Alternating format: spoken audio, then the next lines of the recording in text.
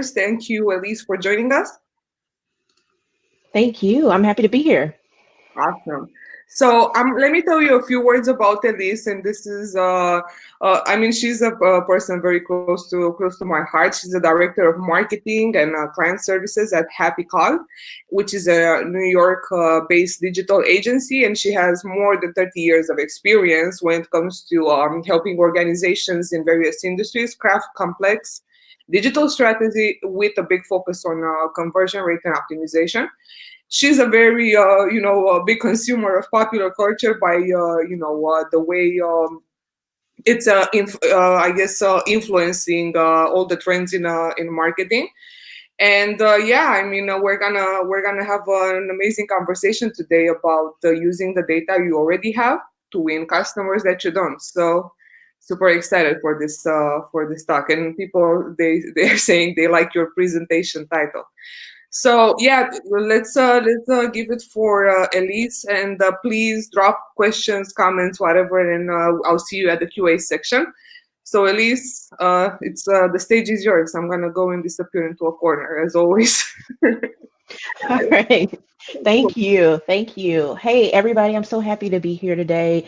I think we're going to have a lot of fun. At least I hope we're having a lot of fun talking about the data that you could use to ultimately tap into your business and, really kind of switch the game around as far as attracting the customers that you want. So I'm going to go ahead and share my screen and then we can go ahead and take it away. So, um, as we mentioned, title of the session, we really want to tap into using the data that you already have in order to win the customers that you don't. And before we really kind of like dig into that, we really need to get straight on a couple of things right off the bat. First off, we want to make sure that we get straight on data. So really, it's probably exactly what you think it is. Anything that you can understand about the customers that are part of your business. Now, one thing to keep in mind is that, at the end of the day, you can measure just about everything. You probably shouldn't, but you can really measure just about anything that you want within your business. So data is really anything that you can measure about a customer. And it's not just the things that you can count, but some of the things that you can evaluate as well. And we'll talk a little bit more about that as we go. But I just want to get straight on the fact that like data is literally anything that you can evaluate within your business. The second thing that we really need to get clear on is the customers that you don't have. So if you have a customer or somebody, you're calling your customer and they haven't bought from you in a year, that's a customer that you don't have. If they haven't bought from you in like 6 months, that's probably a customer that you don't have as well. At the end of the day, like the recency of a customer actually supporting your business does influence whether or not they're actually a customer over time. I haven't bought anything from Big Lots in probably 4 or 5 years. And if you're not familiar with Big Lots, it is a store in the United States that actually sells all kinds of crap, for lack of a better term. But I haven't bought anything from Big Lots in probably 5 years, so I'm not a customer, even though I have supported that business before financially. I've spent money to buy things there.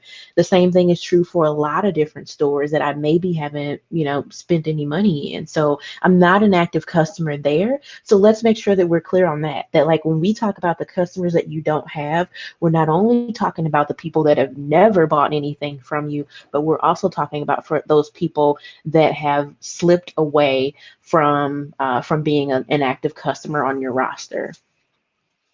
So with that in mind, here's also a really, really cold, hard truth that is, that's going to be important to keep in mind as we go through this conversation today. It's really completely unsustainable for you to continue looking for net new customers every single month. At the end of the day, you're investing dollars, you're investing time, you're investing energy and effort into finding these new customers every single month. And by net new customers, I mean customers that literally have not ever bought from you before. So there's a real big opportunity to uncover some of those customers that again have slipped away and maybe bring them back over to your side of the fence, if you will. that if you do really focus on looking after those net new customers, that's really going to crush your profit margins and ultimately open you up to major risk. So let's just say you're advertising on Facebook and you're spending 20,000, 40,000, like any amount of money a month on Facebook. And let's just say, hypothetically speaking, not that Facebook has necessarily any plans on shutting down, but if they did, where would that leave your business? How would that actually cripple your ability to grow into where you want to be as an organization? So ultimately, you do want to think about making sure that you are able to invest money in building out your customer base now, but after that, after you've done a bit of customer acquisition, you also want to think long and hard about retaining the customers that you have, and also again reaching back to some of those customers that may have slipped away, which for clarity's sake again are the customers that you don't have. So to put a point in that, it really only makes sense to make your current connections and your current customers work harder for you. And we're going to be talking a lot about that today. So we will definitely talk about some new customer acquisition and what that actually looks like and some tactics that you can use there. But we'll also be focusing on helping you maximize some of those current connections that have slipped away. So before we get into that, though, I know what you're probably thinking, that like, hey, like, how do we even do this? And that's exactly what we're going to get into today. We'll talk about some of the tactics that will ultimately help you, uncover these opportunities with your customers and how to really take advantage of those opportunities when you find them. So if you can visualize this with me for a second, that data that you have, like, let me put this into perspective. If you can believe it, that with only a few key data points, if you have over 100 customers in your business, you have well over 500 unique data points in your records that could effectively help you attract and reattract customers into your business. And we are going to cover a few of those today. So if you think about this, 100 customers, over 500 unique data points. So we're going to be covering 5 key areas where you want to measure your customers and ultimately determine opportunities to re-engage with those potential and current customers. So the first thing is, you know what your customers are interested in and what content they care about. So you have a website. Your website has some sort of measurement on it, whether it's Google Analytics, whether it's some sort of heat mapping tool like Hotjar or Crazy Egg or Lucky Orange, or any other platform that allows you to tap into customers and the insights of how they're actually navigating your website. The big thing to keep in mind is that you already know what they care about. So if you sell, let's just say you sell blue widgets. Love the blue widget example, right? So let's just say you sell blue widgets and you see that a customer has come to your site and viewed your blue widget page. Well, now you know, hey, that person is interested in blue widgets. Let me go ahead and try to sell them the blue widgets that they want. On the flip side of that, maybe you've written a blog post that talks about how to install a blue widget in your new house. So now and somebody views that, then you know that like there's a high likelihood that they either own a blue widget or are interested in buying a blue widget. They have a house in which they are planning to install that blue widget. So those are things that you already know off the bat that these customers are interested in. So you know that, and you can leverage that to actually do things like create additional content for that customer, serve them up with very specific ads, things like that. We'll dive into that a little bit more in a bit, but I just want to let you know, hey, this is one key data point. And if that customer's viewed multiple pieces of content on your site, it's a high likelihood that individual you have a lot of interest points on that individual, and that can help you really tell a story about how you can engage them down the road. So you also know how they originally found your business. So whenever someone comes to your site, whether they purchase or not, you are able to see what source actually drove that individual to my site. Was it a Facebook ad? Was it a paid search ad? Was it some sort of display ad where they found somewhere online? Was it an email that maybe someone sent out on your behalf as a sponsor or anything like that? You know how that person originally found your specific business. So you can leverage that. The more you know about where your customers are, the greater the likelihood of you kind of understanding where you want to continue to play in order to re-engage those customers or bring new customers into the fold.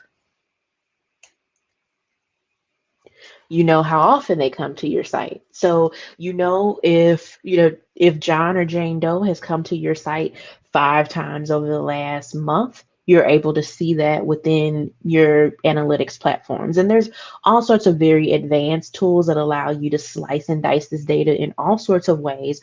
But at a very high level, you are able to understand, even in Google Analytics, which is a completely free tool, you're able to understand user behavior and how often people are coming into your website.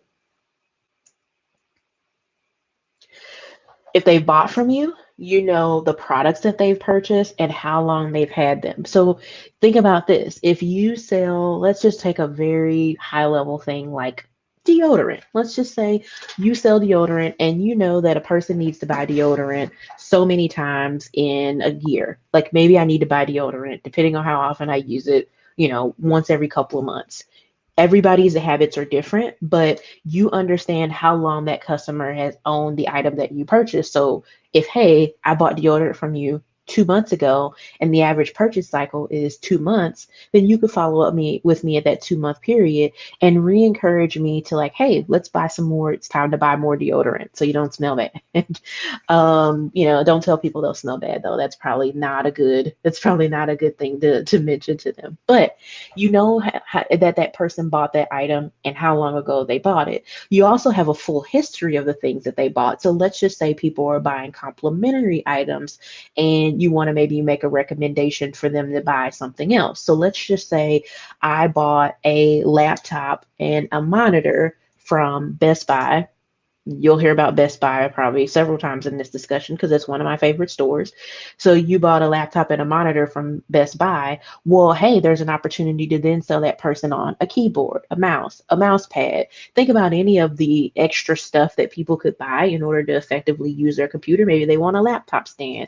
Maybe they need headphones. There's all sorts of ways that you can approach that individual once you understand what they bought, not only what they bought, but how long they've actually had the item that they've purchased. So that's one thing to keep in mind, and probably one of the biggest areas of opportunity to really tap into is the understanding of your customers' buying behaviors. And then you also know where they live. So if you ship something to someone, and this isn't always the case, but if you ship something to someone, you know what their address is, you know where they are geographically located. So there's all sorts of interesting things that you can ultimately do with that information. If you know that, hey, you're, running you need to you need to get people to place orders by Christmas, in order to get stuff in time for Christmas. If you know where they live, you can put out ads, you can send them emails that are relevant to where they are geographically located, and even promote some very specific times that they may be able to place an order in order to get that information to them exactly where they are located. So you know that. You also have a good idea then of like where a good cluster of your customers are geographically located. So you can really think about potentially advertising to more people in a region if you know that you have a high adoption rate within that region. So this is just scratching the surface, honestly. But if we think about it, going back to that original point, if you know these 5 things, then you have 100 customers, you likely have over 500 data points that will allow you to make decisions about those individuals. So that's how those data points shake out. If you're not tracking all of it, the simple solution to that is that you should. That's really the only answer. There's no reason that you shouldn't be, even if you want to just use a tool like Google Analytics. It's a completely free tool. If you want to understand how people are consuming content on your site, Microsoft just released a tool called Microsoft Insights. It actually is a completely free tool, allows you to see things like how far are people scrolling on the page, how are they interacting with certain elements, things like that. I am going to shout out the folks at OmniConvert here, because also a free tool that allows you to really kind of understand how people's buying behaviors actually influence their likelihood to be a good customer, or to be slipping away. So there's all kinds of free tools out here that'll allow you to accomplish the goal of ultimately measuring some of these things and some of these key data points, and start using them to improve your business overall.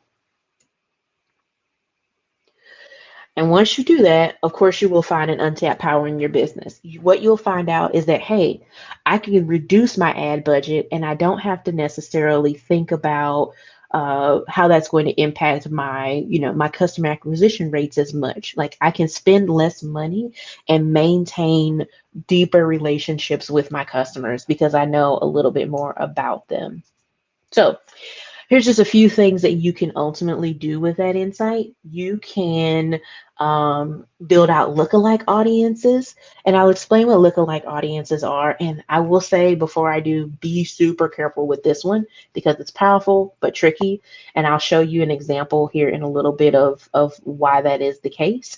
But a lookalike audience actually allows you to create an audience of people that's very similar to your current customers. So let's just say you have your top spenders, like the people that come back to your store every month, purchase from you, spend lots of money, and maybe there's 100 of those people. Since that's a good round number, let's just say there's 100 of those people. You want to then find people that have similar attributes to those individuals. Maybe they're at the same earnings level, maybe they like some of the same types of things, maybe they are of a certain demographic, things like that. You can ultimately find people that are within like 1% of likely of similarity, all the way up to like 10% of similarity, and play around with those audiences and advertise to them on different channels. Facebook is a really popular one for this, but you can do it on almost any ad channel that you want to advertise. You can take some of your best customers and model them as an audience on that platform. The thing to keep in mind, though, is that with those lookalike audiences, you are exposing yourself. You're essentially running a more tightly targeted brand awareness campaign where these people may not necessarily be ready to buy. They may need a little bit more education about what it is that you offer. But they are, again, very similar to some of the current customers that you have. So they may be very likely to actually purchase, but at the end of the day, you want to be careful with it and you want to make sure that you are providing the appropriate level of education. I have a fun example to walk through that'll illustrate that point. You could create what's called reactivation campaigns, and those reactivation campaigns will actually be geared towards getting customers that may have slipped away. Again, those customers that you don't have, the ones that you lost, that maybe haven't bought from you in 6 months, 12 months, 18 months, something like that. You could create reactivation campaigns to get those people interested again. You know what they bought before. You know how long it's been since they bought that thing. You know whether or not they've been back to your site. You know where they live, things like that. Again, you can kind of build out personas or really like detailed profiles of these individuals based on the purchase behavior that they've exhibited before. You can also personalize the journey for your customer. So let's just say hypothetically that and this is not so much hypothetical, but let's just say I spend a lot of money at Best Buy and I come back to the site, and maybe I buy the same thing every month. Let's just say I buy a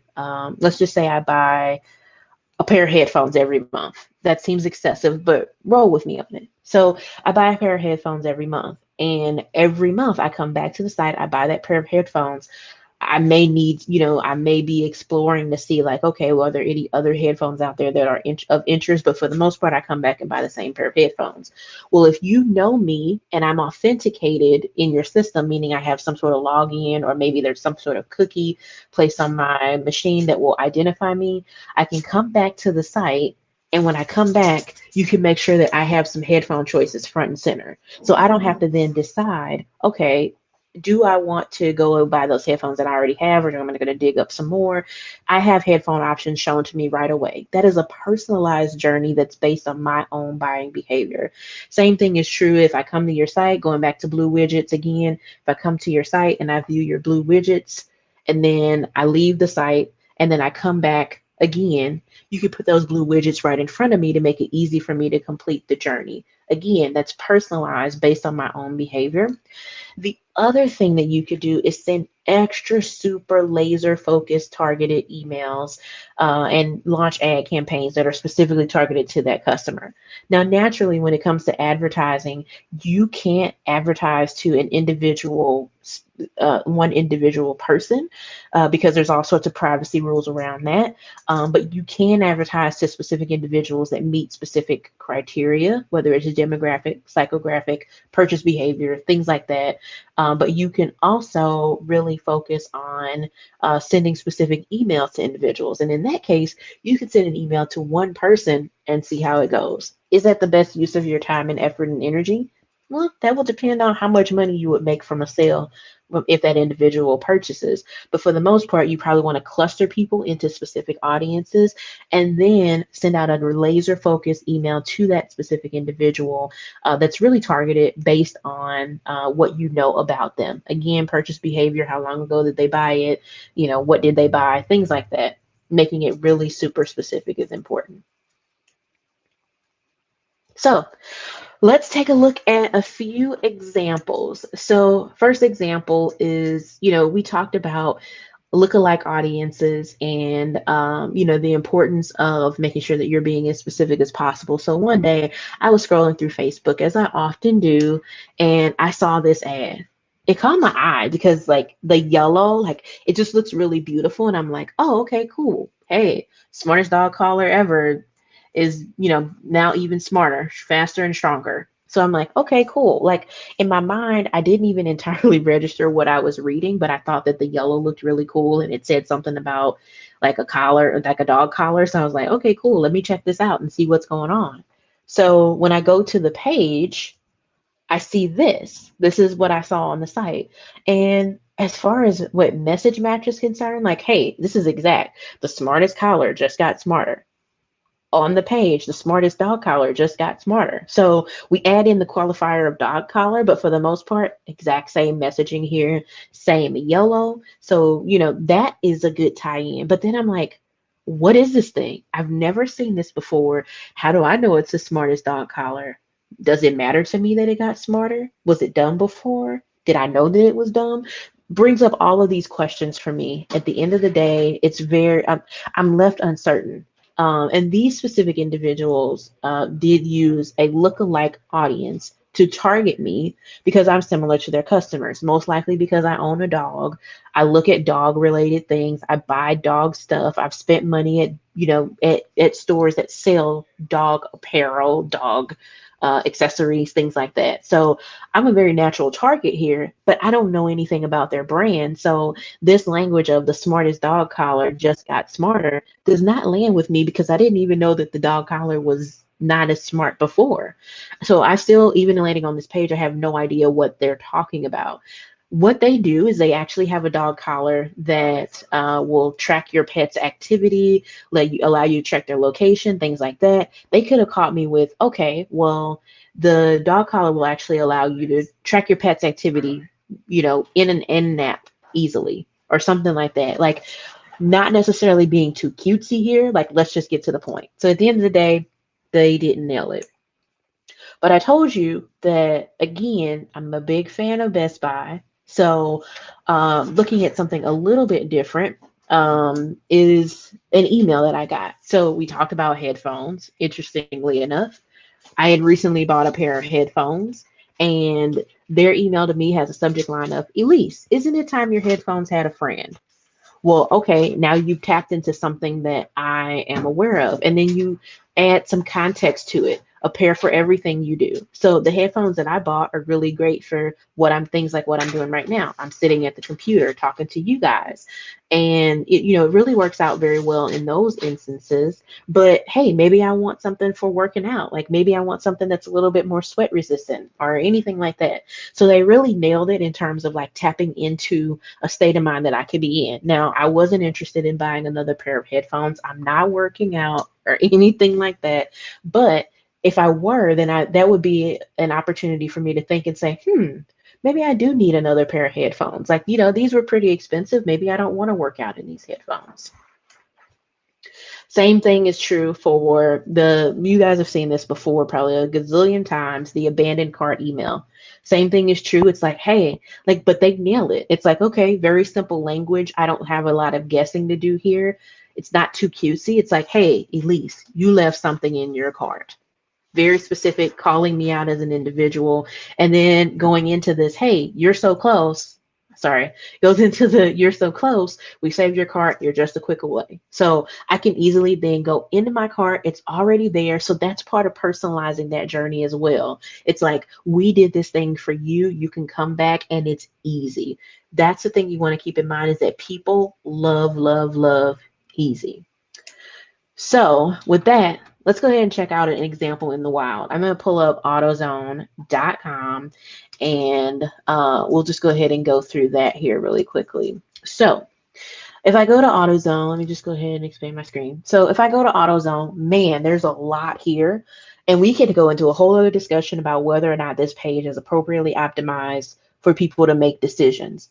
But that's not the purpose of this conversation. The purpose of this conversation is really to walk through a few key elements that you could be tracking if your site were AutoZone.com. Just give you guys an idea of how you can think about your own customer journey. So first things first, you can track how people are engaging with content. So if you see me hovering over this, if you have something like a heat mapping tool and you can see that I'm hovering over this coupon code area, well, you can have a good idea that, hey, maybe I'm a discount driven person.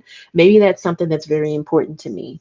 Especially if I start clicking on it, it is clickable. I'm not going to click it right now. But if I start clicking on it and things like that, then you really get an idea that I am that type of person. And then you have things here. These are really your key value, propositions. Free next day delivery, AutoZone rewards, same day pickup. So if I go here, I'm probably very interested in getting things quickly. I want convenience and I want it quick. Same thing for the same day pickup. I want convenience and I want it quick. The AutoZone rewards is telling you that, like, hey, maybe I'm that type of person that buys a lot of automotive products. So I may be interested in this. So if I click on this, then you have a little bit more understanding about the types of things that I am interested in. What are you working on today? So they have this good filter here where I can then enter in my year, make, model, and engine type of my vehicle. So now what do you know? You know exactly what type of car I have. So if you want to sell me things like windshield wipers, if you want to sell me things like, anything that's specific to cars, I'm showing my own lack of, understanding on like some things related to cars, but okay, brakes, specific brakes for my vehicle, specific tires. I don't think that AutoZone really sells tires, but you get the gist. So then we scroll down here, we've got some more entry points. So if I want to get repair help, this gives you a good idea that I'm a big DIY person, right? So I want to know how to repair my own vehicle. So this could be a good opportunity to put that type of content in front of me. Like if I know that, hey, this person's interested in repairing their own vehicle, this could be a good opportunity for me to put YouTube ads in front of that individual that maybe walk through the process of, getting of repairing their own vehicle. Free battery testing.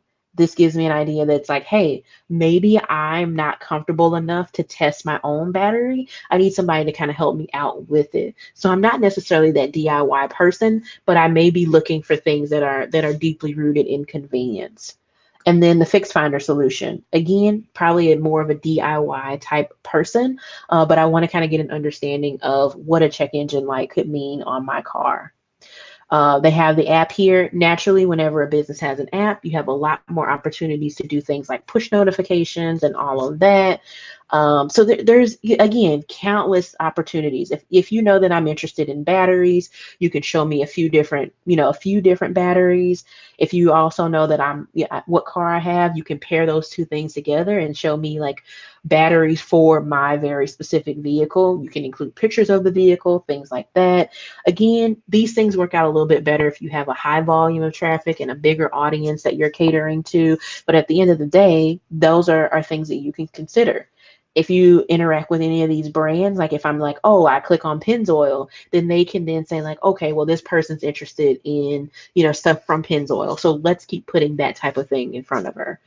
At the end of the day, the opportunities are endless here. Naturally, anything that someone search for, if I search for a spark plug, then you know that I am interested in spark plugs. So you can then put that type of stuff in front of me. And I am getting a flag from our moderator here. So I will go ahead and just kind of wrap things up. Really, at the end of the day, it's all about thinking of ways to personalize the journey and help push your customer forward by making it as easy as possible for them. So that was actually the end of my slides here, with the exception of like thinking about how you put this in place for your business, which we already walked through in the AutoZone example. Take any of that and borrow that for your specific business. Other than that, thank you, That's everybody. actually a question that we received. And how do you literally start about doing this? Because a lot of people are new, maybe to segmentation, to personalization, because honestly, since COVID happened, the e-commerce world just like advanced in 8 months like they should in the last 10 years. So right, everyone, right now is very focused on being customer centric or humanizing, as I was showing you from Mondelez the other day, to be all human, all, customer centric, which is something that's happening since the 80s, when these concepts that now we think are new are actually old as hell. But we're now taking things that were happening in the 80s and 90s, and we are naming them to sound cool. But like, how do you actually, I don't know, start about going on this? So really, the first step is to figure out like what do you already. I think the first step is to figure out like what can you already know. So in most cases, e-commerce stores are structured from in a specific hierarchy. So you have your home page, you have your category page, maybe you have sub pages from there, and then you have your product pages. So you already have kind of like that understanding of like the product and structure. So you want to like look at that and see what information you can actually gather from there, and then also look at what you can do to improve upon that as well. So are there additional interactions that you can add to the site that will allow you to gain more information about people? If you look at a site like AutoZone, like obviously they've been in business for years and years and years. This did not all happen overnight. I personally think they have entirely too much going on their homepage. But that aside, I think that they have a lot of opportunities for segmentation and understanding of their customers, and you want to think through it in the same lens. Like if you sell, let's just say you sell clothes. Well, I mean, there's going to be breakdowns of the clothing, right? There's women's clothing, men's clothing, children's clothing, and the children's clothing being broken down into like girls and boys clothing and maybe even infant clothing. So like start thinking about some of those top level categories and begin there. And then once you get into a good groove with that, then you can look at expanding from there. Like I wouldn't say go out and do all of this overnight because it's going to take time. You want to really understand what your customers are most interested in, and kind of like continue to build on it from there. That's great, and I agree. I think it's a lot of misunderstanding right now between the concepts, because everyone is just promoting ways of doing things just to push their softwares ahead. So I think sometimes it's just good to keep, I guess, to the basics, man, because all this, you know a flamboyant thing, I don't even know how to name it. I had a better word for it, but it's not for this audience. uh, but it's true, and it's like right now we have been, as consumers and as marketing people, as an e-commerce people, and 1 second, Ahmad, we are just always focusing to push all these concepts, right, and to help people understand them, but it's so hard to educate people on them because they're changing every day. So I have Hmm. a question from Ahmad, and he's asking, does a website visitor need to be labeled with a cookie in order to personalize his customer journey? Yes and no, because Exactly. you can either have a cookie that then labels that individual, or you can have something that's tied to a login, which is more complex than placing a cookie. But if you have a login for your customer, that's even better, because you have a whole lot more detail at your fingertips, and you're not at risk of like somebody clearing their cookies and then they're no longer part of your audience. So when you have like emails and the ability for people to log in and things like that, that's the best way to really track some of this stuff. But cookies are for sure, that's kind of like the standard, if you will. When it comes to advertising, when it comes to email marketing, like any of those tactics for driving people into a sales funnel are all really pretty cookie based. But logins actually allow you to have even greater granularity there. Definitely, and also Ahmad, you shouldn't be relying on cookies anymore, because in beginning with 2022, cookies will not exist anymore. That's an official statement by Google. So the extension of them is going to happen in 2 years. So you technically have like 14 months to get ready, because it's gonna be a, as Pushati was saying, a very surgical year for people that are dependent on cookies. So yeah, I thank you so much for this, Elise. I think I appreciate how much you went into this. We definitely have to get her up to do some website teardowns together, because I think it's gonna It's be happening. It's happening. really happening. And I just want to say you had some love from Saida Abdullah, and she's asking you also, how will I'm asking the question, how will we be able to personalize journeys without cookies? I'm gonna let Elise answer that.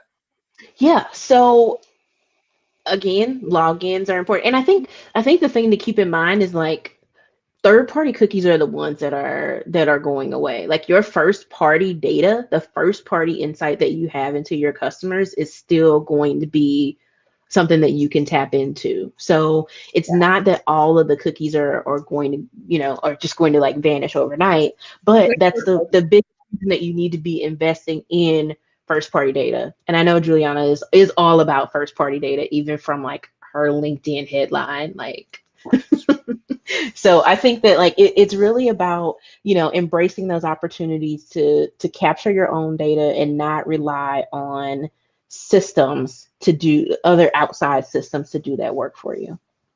Exactly, and also it's third party data is very intrusive and unreliable, and it doesn't give you the, I guess, the same ground under your feet as first party data is. And it's very important that when you address audiences and your customers, you should focus on their behaviors, after the purchase, because talking about the user journey, I don't know, at least what's your thoughts on this, but I think it's very important in e-commerce that you don't think the journey is done after the order is fulfilled, because that's the worst thing you could do. And yeah, Hmm. the order will be done after the order, the whole journey will be done after the order is fulfilled if you suck. And people are not gonna try to buy from you again, because they don't, like, why would I buy? If I have a terrible experience with you, you send me a shitty product, I paid you money, and now you are sending me an email after 2 days and asking me to buy your stuff again. So if you think purely transactional towards your customers and you see them as transactional, then of course you won't be able to grow as an e-commerce. You know what Hmm. I mean? So I think this is Yeah. the biggest challenge in the mentality of e-commerce people and ours as marketing people, because our end goal is to sell, obviously, because people think marketing doesn't sell. No, we are in charge of this, and it's hard. So I really like how your presentation took and tapped into that, and I think it was really, really good for everyone in watching this session. So yeah, man, thank you so much for this. People be ready for me and Elise's new shows on the website. Teardown is gonna be fun, and we're gonna bump knock if you buck. At least we're gonna get our chance to do it. Thank you so much for watching this session. Thank you, Elise. You are amazing. Thank you guys for watching. If you want to connect with Elise, I'm just gonna drop her LinkedIn right now. One more second, because she shares a lot of great content in e-commerce and marketing. So definitely add her. Just drop the link right now. And I'll see you guys in the last session with you want to be a guest, Aida? You will be a guest. I know who you are from LinkedIn. And Saida's the homie. I So like her. I don't know her, but I like her already. And she likes you. So thank you guys. I'll see you in the next session with Phil Gorman. Thank you, Elise. Thank you everyone that watched.